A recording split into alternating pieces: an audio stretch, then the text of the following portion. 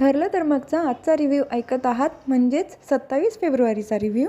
अर्जुन चिडलेला असतो, त्याच्या रूममध्ये येतो. त्याच्या मागे सायली पण येते आणि तो सायलीला म्हणतो, अस्मिताईबद्दल अजिबात काहीच बोलू नको. तेव्हा सायली म्हणते, ठीक आहे, मी अस्मिताईंबद्दल काही नाही बोलत, पण मग आपण फेऱ्या तर मारू शकतो ना. मला हात द्या माझ्या हातात. अर्जुन उजवा हात हातात देतो. तेव्हा सायली म्हणते, डावा हात द्या माझ्या हातात. तेव्हा अर्जुन म्हणतो, डावा हात दिल्यानंतर आपण फेऱ्या कसं काय मारू शकतो. सायली म्हणते, तुम्हाला सांगितलं तेवढं करा ना, आपण बरोबर फेऱ्या मारू. त्यानंतर डावा हात हातात देतो आणि ते फेऱ्या मारायला लागतात. तर दोघांना पण व्यवस्थित चालता येत नाही. अर्जुन म्हणतो, हे काय करते बायको, आपल्याला व्यवस्थित चालता तरी येतं आहे का. तेव्हा सायली म्हणते, तुम्हाला जर अस्मिताताईंबद्दल समतोल साधायचा असेल तर तुम्हाला पण त्यांच्या मनाचा विचार करावा लागेल. त्यानंतर तुमचा आणि अस्मिताताईंचा समतोल साधला जाईल. आणि कुठलीही बायको आपल्या नवऱ्यापासून वेगळं नाही राहू शकत, तो विचारसुद्धा ती करू शकत नाही. तेव्हा तुम्ही पण थोडं समजून घ्या त्यांच्या मनाला. त्यानंतर अर्जुन थोडा नॉर्मल होतो. मी कोर्टातले केस तर हँडल करू शकतो, पण हे घरातले केस तूच मला समजून सांगते. तर सायली म्हणते, घरातल्या केसमध्ये मी तर तुम्हाला जिंकू देणारच नाही हो, पण बाहेरचे प्रत्येक केस तुम्हीच जिंकाल. मला हे कळलं नाही, मैपतने तुमच्या बाजूने साक्ष दिली कसं काय. तुम्ही कोणत्या फोटोजबद्दल बोलत होतात. तेव्हा अर्जुन म्हणतो, त्याला वाटलं असेल त्याचे मागचे क्राईम काही बाहेर काढेल म्हणून तो बोलला असेल. सायली म्हणते, मैपतला तर माहिती आहे ना मागच्या क्राईमबद्दल. जर तुम्हाला काही माहिती मिळाली तर त्याचीसुद्धा शिक्षा तुम्ही त्याला मिळवून द्याल. कोणती गोष्ट आहे की त्यामुळे त्यांनी साक्ष फिरवली. अर्जुन म्हणतो, आता कोर्टातनं मी एवढं दमून आलो आहे, त्याच्यानंतर काही कॉफी वगैरे विचारायची तर काय बसली प्रश्न विचारत. त्यानंतर दुसरीकडे सगळ्यांची जेवणं झालेली असतात आणि चैतन्य म्हणत असतो, इतकं छान जेवण झालं आहे ना, आता तर काही करायची इच्छाच नाही आहे. असं वाटत होतं की महाराजा थालीच खातोय. किती वेगवेगळे प्रकार बनवलेले होते. तेव्हा अर्जुन म्हणतो, आज नेमकी भाजी कोणती होती, खूप वेगळी लागली, पहिल्यांदा खाल्ली जसं काही. तेव्हा सायली म्हणते, ओळखा बरं कोणती भाजी होती. तेव्हा अर्जुन पूर्णाजीला विचारतो, कोणती भाजी होती आजी. पूर्णाजी म्हणतात, मला काय माहीत, तुला विचारले ना, तू सांग. अर्जुनला काही ओळखता येत नाही. तेव्हा सायली म्हणते, मी सकाळी ज्याला लाकूड म्हणत होतात ना, त्याचीच भाजी होती ती. तर अर्जुन म्हणतो, सुऱ्यांची भाजी होती ती. अशाच गप्पा चालू असतात. त्याच वेळेला तिथे प्रिया येते, अगदी डोक्यावर पदर वगैरे घेतलेला. तेव्हा पूर्णाजी तिला विचारतात, कोर्टानंतर तू घरी यायला पाहिजे होतं ना, कुठे गेली होती भटकायला. तेव्हा अश्विन म्हणतो, अगं आजी ती मंदिरात गेली होती ना. तर कोणाला तर खरं वाटतच नाही. त्यानंतर प्रिया लगेच साळसूदपणाचा आव आणते आणि हा घ्या प्रसाद, मी मंदिरात जाऊन आली ना, मी नवस बोलली होती, त्याचाच हा प्रसाद आहे. अर्जुन, सायली, तुम्ही दोघं इथे पुढे येतात का. तुमच्यामुळे आम्हाला तिघांना न्याय मिळाला आहे ना, तर माझ्याकडनं छोटीशी भेट आणली तुमच्यासाठी. छोटासा प्रयत्न समजा आभार व्यक्त करण्याचा. ते दोघं तर काय समोर येत नाही. तर रविराज काका उठतात, तुला जर खरंच एवढी काळजी होती की आपल्याला न्याय मिळाला पाहिजे तर तू अर्जुनला मदत का नाही केली. तेव्हा प्रिया म्हणते, बाबा मी कसं काय मदत करणार, सायली अर्जुनची बायको आहे ना, मग ती मदत करत होती ना. तर रविराज काका म्हणतात, बंद कर हे सगळं तुझं नाटक.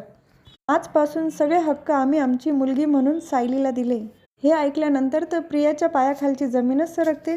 तर रविराज काका म्हणतात, सायलीने जे आमच्यासाठी केलं आहे ते तू कधीच करू शकली नाही. तू फक्त आत्तापर्यंत मनस्तापच देत आली आणि माझी तुझ्याशी बोलण्याची सुद्धा इच्छा नाही. त्यानंतर ते बसून घेतात. तर प्रिया निघणार तितक्यात परत थांबते. बाबा, तुम्ही जरी आज सायलीला माझे सगळे हक्क दिले असतील ना, पण मी प्रयत्न सोडणार नाही आणि तुमच्या तोंडूनच वधून घेईल की मी तुमची मुलगी आहे, सायली नाही. तुम्ही कितीही रागावलात, चिडलात, तरी मी माझे प्रयत्न सोडणार नाही. शेवटी तुम्ही मला मुलगी म्हणून ॲक्सेप्ट कराल. बाबा पडण्याचं नाटक करते, जाते तिथून निघून. तिच्या मागे अश्विन पण जातो निघून. रूम प्रियाने दिलेलं गिफ्ट घेऊन येते सायली. तिने एक कप आणलेला असतो, बघू तरी काय आणलेलं आहे. तेव्हा अर्जुन म्हणतो, मला तर तिच्यावर विश्वासच नाही, ती बदलली असं. सायली म्हणते, अहो मला तरी कुठे खात्री तिच्यावर, ती बदलूच शकत नाही. प्रियाने त्या हवालदाराला पैसे का दिले असतील आणि ती मैपत आणि नागराजची मदत तरी का करत असेल. अर्जुन म्हणतो, माझ्या डोक्यात सारखा नागराजचा विचार येतोय, तो असं का बोलला असेल. कोण असेल असं आपल्या घरात की जे आपल्याला त्याचं सत्य माहीत नाही. या प्रश्नाचे उत्तर मैपत देऊ शकतो. उद्याच जाऊन भेटतो मैपतला. त्यानंतर ते दोघंही झोपून घेतात. तर दुसऱ्या दिवशी सकाळी सायली अर्जुनला म्हणत असते, तुम्ही मैपतकडे जाणार आहात ना, तर मी पण येते तुमच्याबरोबर. तर अर्जुन लगे विचार करतो, सायली जर महिपतला भेटायला आली आणि महिपत जर साक्षीबद्दल काही बोलला तर आमच्या डीलबद्दल तिला कळू शकतं. अगं बायको, तुला घरातली कामं असतात ना, मग मी जाऊन येतो, तू नको येऊ, काल पण एवढी दगदग झाली आहे. सायली नाही म्हणते, मला यायचंच आहे, तुम्ही लवकर या खाली, मी खाली तुमची वाट बघते. त्यानंतर अर्जुन नाश्ता करायला खाली निघून जातो. तर दुसरीकडे सचिन साक्षीला फोन लावत असतो. सॅमचा फोन का नाही लागत आहे आणि गेली तर गेली कुठे असेल. त्याच वेळेला तिथे अस्मिता येते आणि ती म्हणते, सचिन चल नाश्ता करायला. तेव्हा सचिन म्हणतो, आपला नाश्ता रूममध्येच आणते का, कारण परत मी बाहेर येईल, परत ते वाद होतील, त्यापेक्षा नको, जेवढं अवॉइड करता येईल तेवढं केलं पाहिजे ना. हो तर तू जा, तू नाश्ता कर सर्वांसोबत आणि माझी प्लेट मध्ये घेऊन ये. तर अस्मिता म्हणते, असं काही होणार नाही सचिन, चल तू. हेच जर सगळं तुझ्या घरी माझ्याबरोबर झालं असतं तर तू माझी साथ दिलीच असती ना. तेव्हा सचिन म्हणतो, पण नको ना, उगाच ते कटकट होईल, त्यापेक्षा तू आण नाही इथे. अस्मिता ठीक आहे म्हणून तिथून निघून जाते. तर बाहेर सगळे नाश्ता करत असतात. कल्पना काकू म्हणतात, थांबा मी अस्मिताला बोलून आणते. तेवढ्यात अस्मिता तिथे येते आणि ती म्हणते, मला 2 प्लेट्स हवे आहे. तेव्हा प्रताप काका म्हणतात, तू आता आमच्याबरोबर बसून नाश्ता पण नाही करणार का. तेव्हा अस्मिता म्हणते, सचिन जर इथे आला तर तुम्हाला आवडणार नाही. आणि अर्जुनकडे बघून म्हणते, परत इथे कटकट होईल, त्यापेक्षा मी आणि सचिन आम्ही बेडरूममध्येच नाश्ता करतो. त्यानंतर ती 2 प्लेट घेऊन तिथून निघून जाते. तर अर्जुनची चिडचिड चालू होते. तेव्हा सायली म्हणते, आपलं कालच बोलणं झालं आहे ना आणि तुम्हाला सांगितलं चिडचिड नाही करायची. बरं जाऊ दे, आपल्याला उशीर होतो आहे ना, निघायचं का. परत अर्जुन टाळाटाळ करण्याचा प्रयत्न करतो. तेव्हा सायली म्हणते, तुम्ही सारखे मला टाळता काय, तुमची इच्छा नाही का मी तुमच्याबरोबर आलं पाहिजे. अर्जुन म्हणतो, असं काही नाही बायको, चल आपण दोघं पण जाऊया. दोघंही तिथून निघून जातात.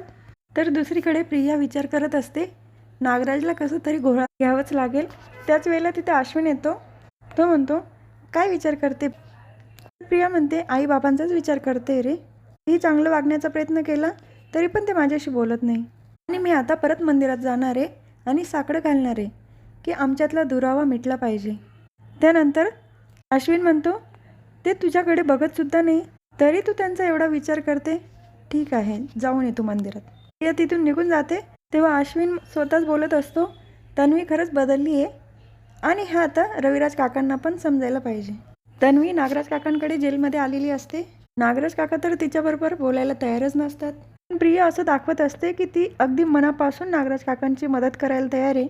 नागराज काका उठतात आणि म्हणतात, माझ्या जर हातात असतं ना, बाहेर येऊन तुझा गळा दाबला असता आणि तुझा खून लपवण्याची मला गरजसुद्धा नसती, कारण मी अभिमानाने सांगितलं असतं, एका नालायक बाईचा खून मी केला आहे. हे ऐकल्यानंतर प्रिया तर खूप घाबरलेली असते. तर दुसरीकडे अर्जुन आणि सायली महिपतकडे आलेले असतात आणि सायलीच्या बोलण्यावरनं महिपतला असं लक्षात येतं की अर्जुनने साक्षीबद्दल सायलीला सुद्धा सांगितलेलं नाही आहे. आणि अर्जुन खुणून सांगत असतो की साक्षीबद्दल काहीच बोलू नको. सायली त्याला विचारण्याचा प्रयत्न करत असते, अशी कोणती गोष्ट आहे की जी आमच्या घरामध्ये गुपित आहे, ते सत्य आम्हाला पण माहीत नाही. पण महिपत चिकरे काही तोंड उघडत नाही.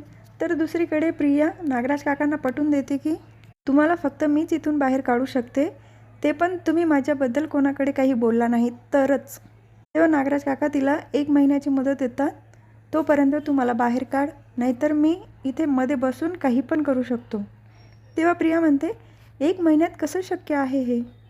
तर सायली महिपतला विचारत असते, असं कोणतं सत्य आहे की ते आमच्या घरात आहे, आम्हाला माहीत नाही आहे, त्याचं उत्तर पाहिजे आम्हाला. तेव्हा महिपत शिकरे म्हणतात, अर्जुन सुभेदार, मी ऐकलं होतं की तुमची बायको कमी शिकलेली आहे, पण ती तर दामिनी देशमुखपेक्षा पण हुशार आहे, अगदी वकिलींबाई शोभतात. तर सायली म्हणते, मला माझ्या प्रश्नाचं उत्तर पाहिजे. तर महिपत चिकरे म्हणतात, वहिनी तुम्ही फक्त अंधारात चालत राहा, एक ना एक दिवस तुम्हाला नक्की उजेड दिसेल आणि त्यातच तुमचं उत्तर असेल. हा भाग इथेच संपतो. पुढील भागात बघायला मिळतं की अर्जुन सायली नागराज काकांकडे पण आलेले असतात. नागराज काका पण काही सांगत नाही. ते म्हणतात ते सत्य फक्त एकच व्यक्ती सांगू शकतो आणि तो फक्त नागराज किल्लेदार. तर दुसरीकडे सायली बाहेर आल्यानंतर अर्जुनला विचारत असते, असं कोणतं सत्य असेल की त्यामुळे महिपतने नागराज विरोधात साक्ष दिली. अर्जुन तर काही बोलत नाही. तर हा भाग इथेच संपतो. उद्या पुन्हा भेटूया, ठरलं तर मगच्या पुढच्या रिव्ह्यूमध्ये. पर्यंत take care and tata bye bye.